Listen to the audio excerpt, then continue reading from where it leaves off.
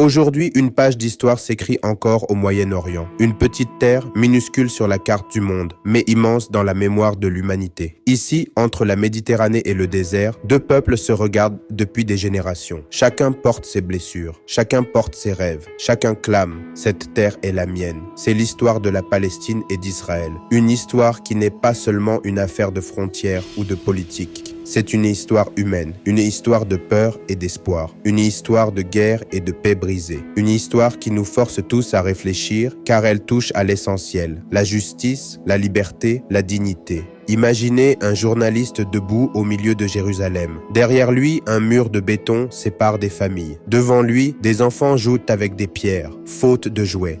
Dans le ciel, le bruit des sirènes retentit. Alarme pour les uns, terreur pour les autres. C'est là que nous commençons ce récit. Une plongée dans plus d'un siècle de conflits, de négociations, de promesses brisées, mais aussi de résilience. Les origines lointaines. Pour comprendre, il faut revenir loin en arrière. La région qu'on appelle aujourd'hui Israël et Palestine est une terre ancienne.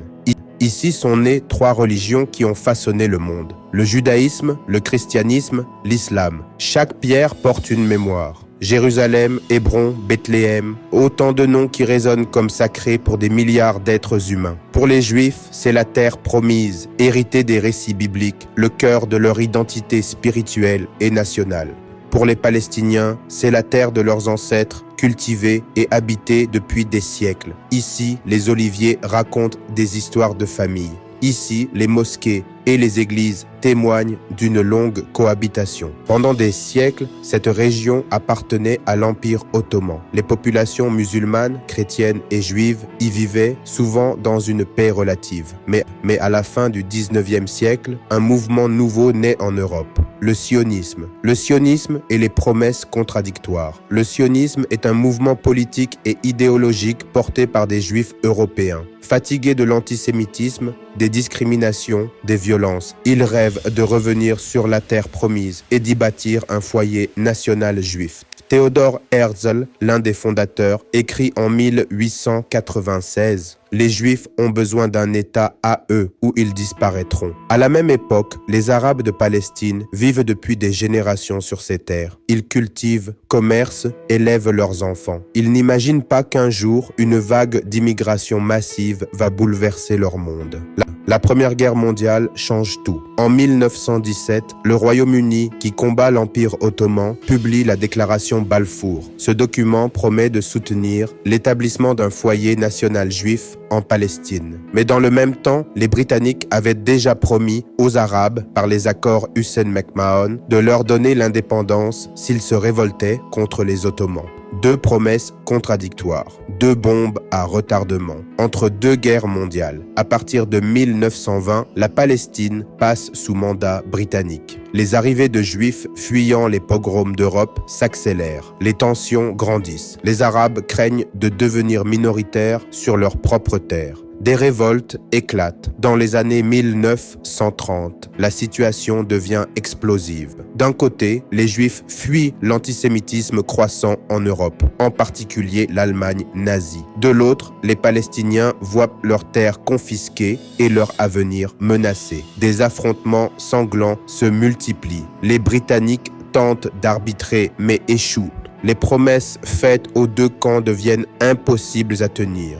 Le choc de la Seconde Guerre mondiale, puis vient l'horreur absolue, la Shoah. 6 millions de Juifs sont exterminés par le régime nazi. C'est l'une des plus grandes tragédies de l'humanité. Le monde est bouleversé. Le sentiment d'urgence est immense. Les Juifs doivent avoir une patrie à eux, un refuge où plus jamais ils ne seront persécutés. Cette tragédie donne au projet sioniste une légitimité morale puissante aux yeux des Occidentaux. Mais pour les Arabes palestiniens, cela signifie que le prix de la Shoah sera payé sur leur terre. Le partage de la Palestine et la création d'Israël. En 1947, l'Organisation des Nations Unies propose un plan de partage. La Palestine serait divisée en deux États. Un État juif, un État arabe et Jérusalem placé sous statut international. Les Juifs acceptent le plan. Pour eux, c'est l'opportunité historique de réaliser enfin leurs rêves. Les Palestiniens et les pays arabes refusent. Ils considèrent ce plan injuste. Comment accepter qu'on donne plus de la moitié du territoire à une population récemment immigrée ?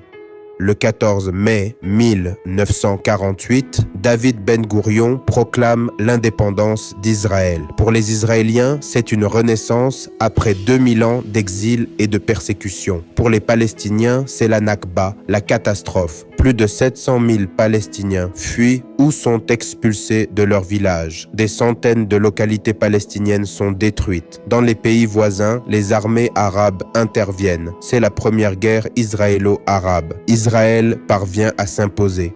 À la fin du conflit, l'État d'Israël contrôle plus de territoire que ce que l'ONU lui avait attribué. La Cisjordanie est annexée par la Jordanie et la bande de Gaza passe sous contrôle égyptien. Les Palestiniens, eux, restent sans État. Dispersés entre camps de réfugiés et exil forcé, ils portent la mémoire d'un peuple privé de patrie. Les leçons des racines. De cette première étape, que retenir? D'abord, que les blessures d'un peuple peuvent en créer chez un autre. Les Juifs cherchaient un refuge après des siècles de persécution. Mais en trouvant leur salut, ils ont ouvert une plaie béante pour les Palestiniens.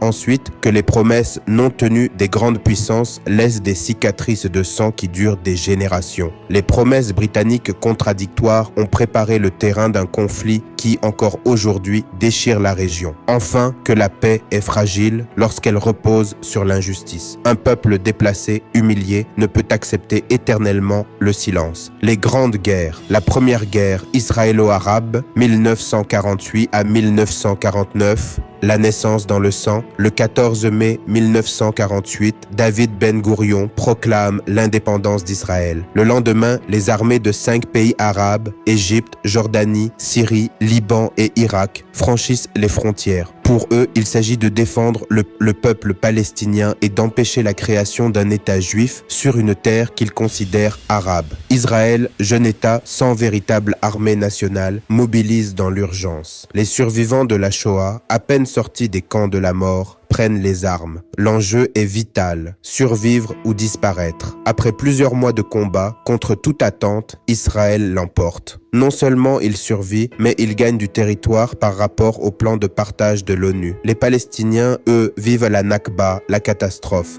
Plus de 700 000 d'entre eux fuient vers la Jordanie, le Liban, la Syrie, ou se retrouvent dans des camps de réfugiés à Gaza et en Cisjordanie. Pour Israël, 1948 est l'année de la Renaissance. Pour la Palestine, c'est le début d'un exil interminable. Deux narrations opposées, deux mémoires inconciliables. 1956, la crise de Suez. 8 ans plus tard, une nouvelle guerre éclate. En 1956, le président égyptien Gamal Abdel Nasser nationalise le canal de Suez, jusque-là contrôlé par des intérêts britanniques et français. Furieux, Londres et Paris s'allient secrètement avec Israël pour renverser Nasser. Israël envahit le Sinaï et en quelques jours, son armée démontre une efficacité redoutable. Mais la pression internationale, notamment des États-Unis et de l'URSS, oblige les forces à se retirer. Pour Israël, c'est une victoire militaire et psychologique. Pour les Arabes, c'est une humiliation de plus. Et Nasser en ressort paradoxalement renforcé comme héros du nationalisme arabe. La guerre des 6 jours, 1967.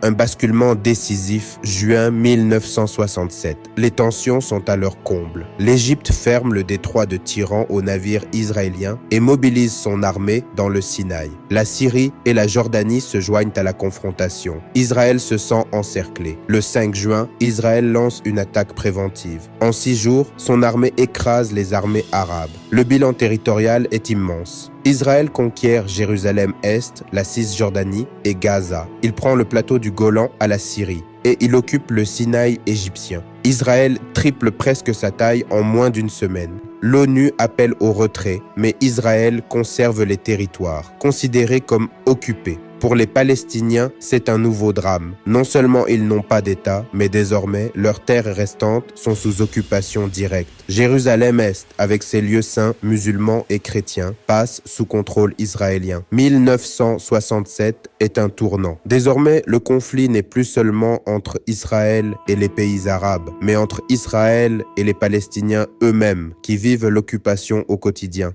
1973, la guerre du Kippour, octobre 1973. C'est le jour le plus sacré du calendrier juif, Yom Kippour. Tandis qu'Israël observe le jeûne et la prière, l'Égypte et la Syrie lancent une attaque surprise. L'armée israélienne, prise de court, vacille. Mais après les premiers jours difficiles, Israël contre-attaque. Ses troupes franchissent le canal de Suez et menacent même le Caire et Damas. Grâce au soutien militaire massif des États-Unis, Israël reprend l'avantage. Israël sort encore victorieux. Mais psychologiquement, le monde arabe retrouve un souffle. L'Égypte, en particulier, prouve qu'Israël n'est pas invincible. De cette guerre naîtra un tournant diplomatique. Quelques années plus tard, l'Égypte de Sadat signera la paix avec Israël à Camp David, 1978, devenant le premier pays arabe à reconnaître officiellement l'État hébreu. Les Palestiniens prennent la parole. L'OLP et la lutte armée. À partir des années 1960, les Palestiniens décident qu'ils ne peuvent plus attendre que les États arabes portent leur cause.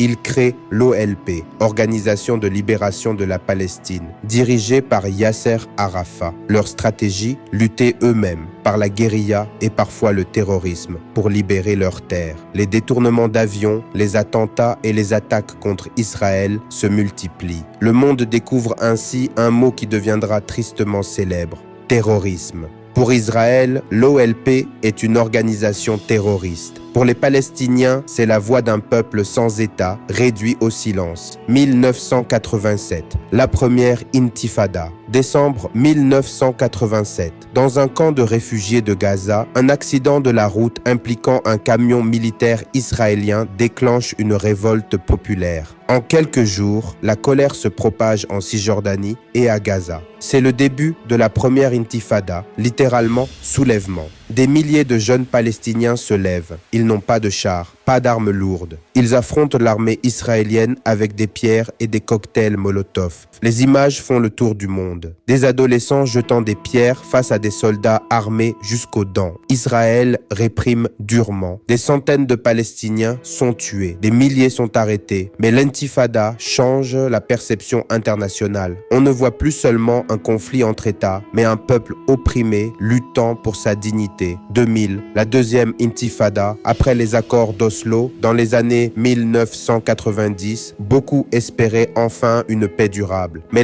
l'échec des négociations, la poursuite des colonies israéliennes et la visite provocatrice d'Ariel Sharon sur l'esplanade des mosquées en septembre 2000 déclenchent une deuxième intifada, beaucoup plus violente. Cette fois, les pierres laissent place aux attentats suicides et aux fusillades. Israël répond par des opérations militaires massives. Des centaines de civils des deux côtés meurent. La confiance s'effondre. Pour beaucoup, la deuxième intifada marque la fin du rêve de paix né à Oslo. La fracture est plus profonde que jamais. Leçon des guerres et des soulèvements. De 1948 à 2000, que retenir? La guerre ne crée pas la paix. À chaque conflit, Israël gagne militairement. Mais la colère palestinienne grandit et la souffrance s'accumule. Un peuple ne disparaît pas. Malgré l'exil, les réfugiés et l'occupation, les Palestiniens continuent de revendiquer leur identité et leur droit à l'autodétermination. La violence engendre la violence. Chaque attentat nourrit la peur israélienne. Chaque répression nourrit la haine palestinienne.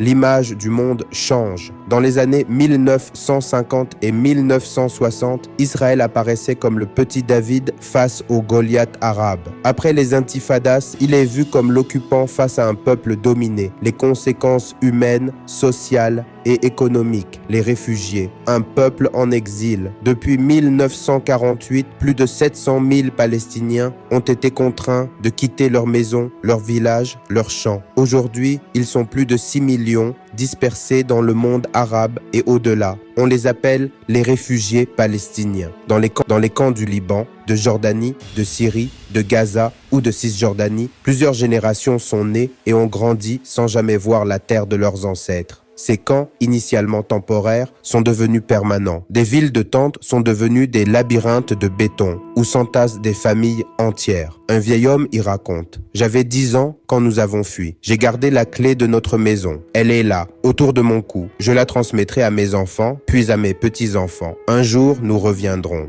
Cette clé est devenue un symbole.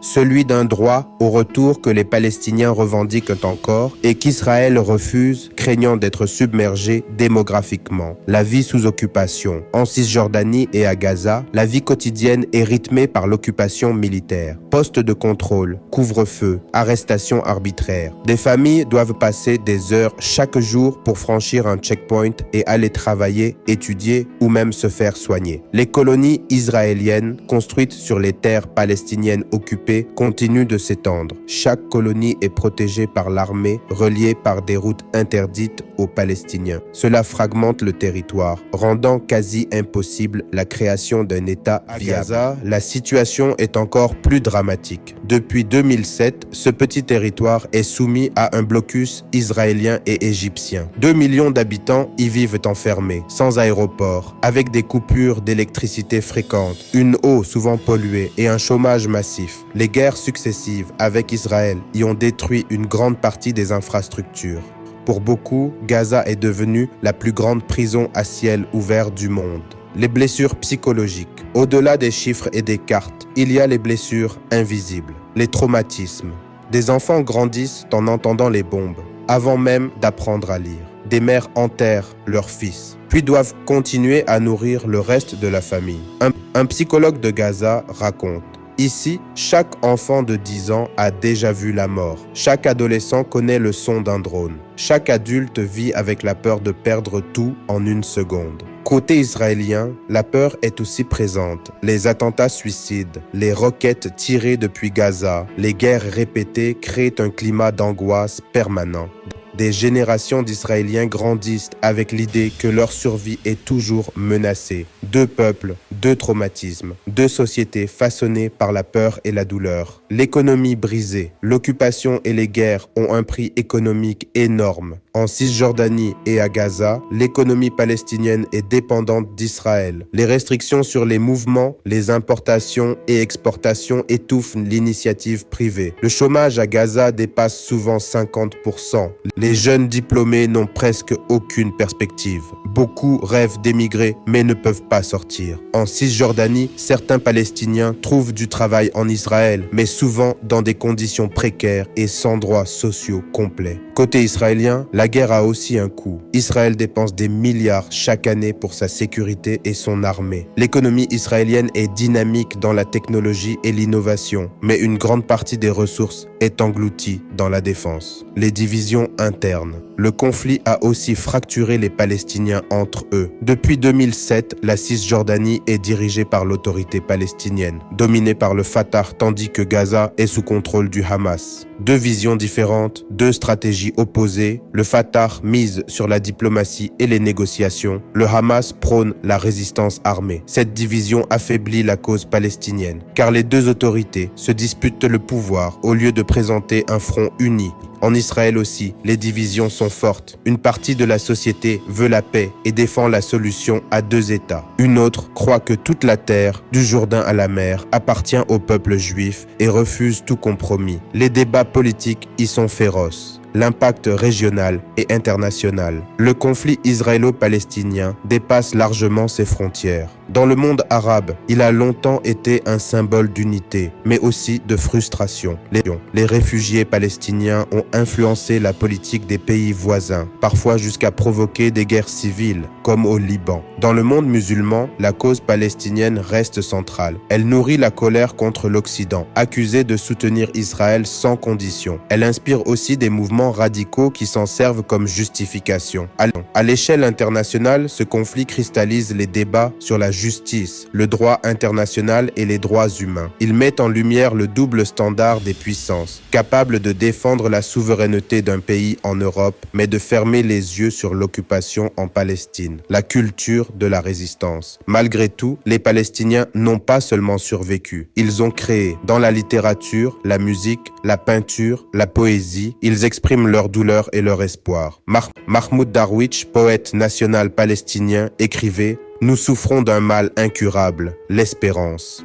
Dans les camps de réfugiés, des écoles ont été construites par les Nations Unies. Des générations entières y ont appris à lire et écrire, même dans la misère. Beaucoup de Palestiniens réussissent à l'étranger, devenant médecins, ingénieurs, professeurs, tout en gardant la mémoire de leur peuple. En Israël aussi, la culture a intégré cette tension permanente. Des films, des romans, des chansons racontent la peur, le service militaire obligatoire, mais aussi le rêve de normalité et de paix. Leçon des conséquences. De ces conséquences, que retenir? La guerre ne détruit pas seulement des vies, elle détruit aussi des générations. Les traumatismes d'aujourd'hui deviennent les haines de demain. Un peuple privé d'espoir ne disparaît pas, il résiste. La Palestine vit encore dans ses poètes, ses enfants, ses réfugiés. À Gaza, la situation est encore plus dramatique. Depuis 2007, ce petit territoire est soumis à un blocus israélien et égyptien. 2 millions d'habitants y vivent enfermés, sans aéroport, avec des coupures d'électricité fréquentes, une eau souvent polluée et un chômage massif. Les guerres successives avec Israël y ont détruit une grande partie des infrastructures. Pour beaucoup, Gaza est devenue la plus grande prison à ciel ouvert du monde. Les blessures psychologiques. Au-delà des chiffres et des cartes, il y a les blessures invisibles, les traumatismes. Des enfants grandissent en entendant les bombes, avant même d'apprendre à lire. Des mères enterrent leurs fils, puis doivent continuer à nourrir le reste de la famille. Un psychologue de Gaza raconte: ici, chaque enfant de 10 ans a déjà vu la mort. Chaque adolescent connaît le son d'un drone. Chaque adulte vit avec la peur de perdre tout en une seconde. Côté israélien, la peur est aussi présente. Les attentats suicides, les roquettes tirées depuis Gaza, les guerres répétées créent un climat d'angoisse permanent. Des générations d'Israéliens grandissent avec l'idée que leur survie est toujours menacée. Deux peuples, deux traumatismes, deux sociétés façonnées par la peur et la douleur. L'économie brisée, l'occupation et les guerres ont un prix économique énorme. En Cisjordanie et à Gaza, l'économie palestinienne est dépendante d'Israël. Les restrictions sur les mouvements, les importations et exportations étouffent l'initiative privée. Le chômage à Gaza dépasse souvent 50%. Les jeunes diplômés n'ont presque aucune perspective. Beaucoup rêvent d'émigrer mais ne peuvent pas sortir. En Cisjordanie, certains Palestiniens trouvent du travail en Israël, mais souvent dans des conditions précaires et sans droits sociaux complets. Côté israélien, la guerre a aussi un coût. Israël dépense des milliards chaque année pour sa sécurité et son armée. L'économie israélienne est dynamique dans la technologie et l'innovation, mais une grande partie des ressources est engloutie dans la défense. Les divisions internes. Le conflit a aussi fracturé les Palestiniens entre eux. Depuis 2007, la Cisjordanie est dirigée par l'autorité palestinienne, dominée par le Fatah, tandis que Gaza est sous contrôle du Hamas. Deux visions différentes, deux stratégies opposées. Le Fatah mise sur la diplomatie et les négociations. Le Hamas prône la résistance armée. Cette division affaiblit la cause palestinienne, car les deux autorités se disputent le pouvoir au lieu de présenter un front uni. En Israël aussi, les divisions sont fortes. Une partie de la société veut la paix et défend la solution à deux États. Une autre croit que toute la terre, du Jourdain à la mer, appartient au peuple juif et refuse tout compromis. Les débats politiques y sont féroces. L'impact régional et international. Le conflit israélo-palestinien dépasse largement ses frontières. Dans le monde arabe, il a longtemps été un symbole d'unité, mais aussi de frustration. Les réfugiés palestiniens ont influencé la politique des pays voisins, parfois jusqu'à provoquer des guerres civiles, comme au Liban. Dans le monde musulman, la cause palestinienne reste centrale. Elle nourrit la colère contre l'Occident, accusé de soutenir Israël sans condition. Elle inspire aussi des mouvements radicaux qui s'en servent comme justification. À l'échelle internationale, ce conflit cristallise les débats sur la justice, le droit international et les droits humains. Il met en lumière le double standard des puissances, capables de défendre la souveraineté d'un pays en Europe, mais de fermer les yeux sur l'occupation en Palestine, la culture de la résistance. Malgré tout, les Palestiniens n'ont pas seulement survécu. Ils ont créé, dans la littérature, la musique, la peinture, la poésie, ils expriment leur douleur et leur espoir. Mahmoud Darwich, poète national palestinien, écrivait « Nous souffrons d'un mal incurable, l'espérance ». Dans les camps de réfugiés, des écoles ont été construites par les Nations Unies. Des générations entières y ont appris à lire et écrire, même dans la misère. Beaucoup de Palestiniens réussissent à l'étranger, devenant médecins, ingénieurs, professeurs, tout en gardant la mémoire de leur peuple. En Israël aussi, la culture a intégré cette tension permanente. Des films, des romans, des chansons racontent la peur, le service militaire obligatoire, mais aussi le rêve de normalité et de paix. Leçon des conséquences. De ces conséquences, que retenir? La guerre ne détruit pas seulement des vies, elle détruit aussi des générations. Les traumatismes d'aujourd'hui deviennent les haines de demain. Un peuple privé d'espoir ne disparaît pas, il résiste. La Palestine vit encore dans ses poètes, ses enfants, ses réfugiés. La peur façonne les sociétés. Israël vit dans l'angoisse de disparaître. La Palestine vit dans la douleur de l'occupation. Deux prisons, différentes mais réelles. La paix ne peut naître que d'un équilibre entre justice et sécurité. Tant que l'un manque, l'autre est impossible. Le conflit israélo-palestinien n'est donc pas seulement une question de géopolitique. C'est un drame humain, une tragédie quotidienne faite de checkpoints, de murs, de clés accrochées autour du cou, de sirènes qui hurlent, d'enfants qui ne dorment pas la nuit. Solution possible et leçon de vie. Vers quelle solution? Depuis plus de 75 ans, le monde cherche une issue. Plusieurs scénarios sont discutés. La solution à deux États, Israël et Palestine, coexistent côte à côte avec des frontières reconnues et Jérusalem partagée ou internationale. Avantage, respecte l'identité de chaque peuple, possibilité d'autodétermination pour les Palestiniens, sécurité pour Israël. Obstacle, colonie, Jérusalem contestée, réfugiés palestiniens, manque de confiance. La solution à un seul État binational. Israël et la Palestine fusionnent en un seul État démocratique, avec égalité de droits pour tous. Avantage, fin de l'occupation, égalité civile et politique. Obstacle, peur pour Israël de perdre sa majorité juive. Division interne, risque de conflit interne prolongé. Les solutions hybrides ou fédérales. Zone autonome pour Palestiniens, sécurité garantie pour Israël, accords économiques et sociaux. Avantages, compromis pragmatiques, coexistence possible. Obstacles, complexité, défis de mise en œuvre, besoin de confiance mutuelle. Les obstacles persistants. Malgré les solutions théoriques, plusieurs facteurs bloquent toujours la paix. Méfiance et haine accumulées. Des générations ont grandi dans la peur et le ressentiment. Chaque attentat, chaque mur, chaque colonie renforce la suspicion. Leadership divisé. Le Hamas et le Fatah n'ont jamais trouvé d'unité. Côté israélien, les gouvernements varient entre pragmatiques et extrémistes. Pression extérieure. La géopolitique internationale complique les négociations, certains pays ayant des intérêts économiques ou militaires dans la région. Question symbolique.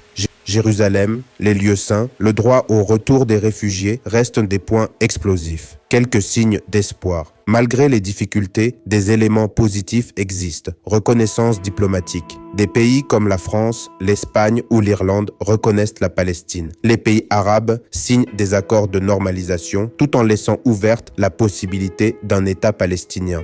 Initiatives civiles et culturelles. Des Israéliens et des Palestiniens travaillent ensemble dans la culture, l'éducation, l'économie et la technologie. Ces micro-paix montrent que la coexistence est possible. Jeunes générations, elles sont moins radicales et plus ouvertes au dialogue, malgré la douleur héritée de leurs aînés. Leçon de vie pour l'humanité. Cette histoire n'est pas seulement un récit de guerre, c'est une leçon sur la nature humaine et la société. La résilience est universelle. Les Palestiniens survivent dans des camps, créent, éduquent leurs enfants et gardent l'espoir malgré l'adversité. Les Israéliens vivent dans la peur, mais continuent d'innover et de protéger leur nation. La paix demande courage et vision. Chaque tentative de négociation, chaque poignée de main, chaque accord représente des vies qui prennent le risque de croire en l'autre. Les injustices ont des conséquences durables. Quand un peuple est privé de ses droits ou d'une terre, la colère se transmet de génération en génération. La mémoire collective ne s'efface jamais. Le dialogue dépasse les armes. Même après toutes les guerres et les intifadas, les initiatives civiles montrent que parler, collaborer et créer ensemble ouvre plus de portes que la violence.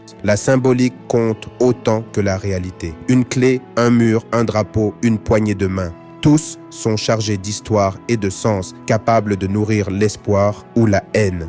inspiration pour chacun. Dans cette histoire, chacun peut trouver des leçons applicables à sa propre vie. Ne jamais abandonner l'espoir. Même dans les pires conditions, la vie continue et l'avenir peut changer.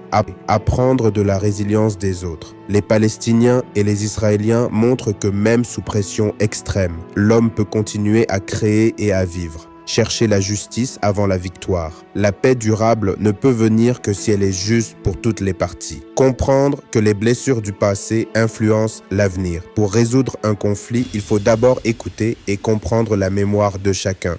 Agir à petite échelle pour le changement. Même un projet éducatif, une initiative culturelle ou un dialogue local peut contribuer à briser le cycle de haine.